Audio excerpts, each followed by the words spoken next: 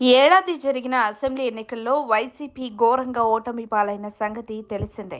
ఎవరూ ఊహించని విధంగా కేవలం 11 సీట్లకే పరిమితమైంది. దీనికి తోడు మంత్రులు, కీలక నేతలు కనిపించకుండా పోయిన పరిస్థితి.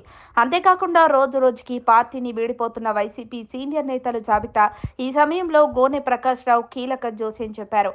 ఉమ్మడి ఆంధ్రప్రదేశ్లో గోనె ప్రకాష్ రావు పేరు తెలియని వాళ్ళు ఎవరూ ఉండరు.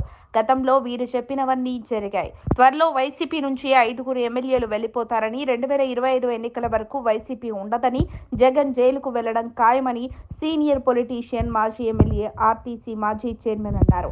ఉమ్మడి ఆంధ్రప్రదేశ్లో ఎమ్మెల్యేగా, ఆర్టీసీ చైర్మన్ గా పనిచేసిన గోనె ప్రకాష్ రావు తనదైన శైలిలో అప్పుడప్పుడు రాజకీయ విశ్లేషణలు చేస్తూ ఉంటారు.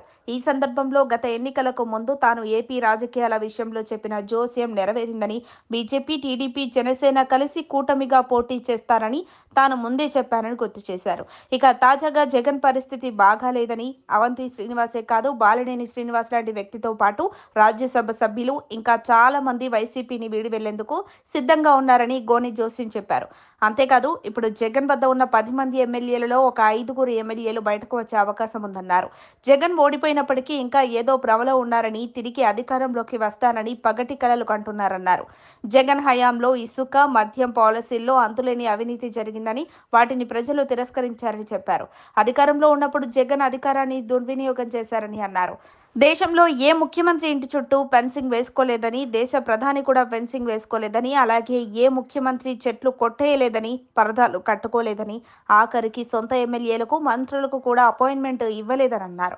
జగన్కు చాలా దగ్గర వారు కూడా ఆయన్ని విడిచిపెట్టి వెళ్లడానికి సిద్ధంగా ఉన్నారని, అన్నీ తామై చూసుకునే విజయసాయిరెడ్డి, వైవి సుబ్బారెడ్డి కూడా సంతోషంగా లేరని చెప్పారు.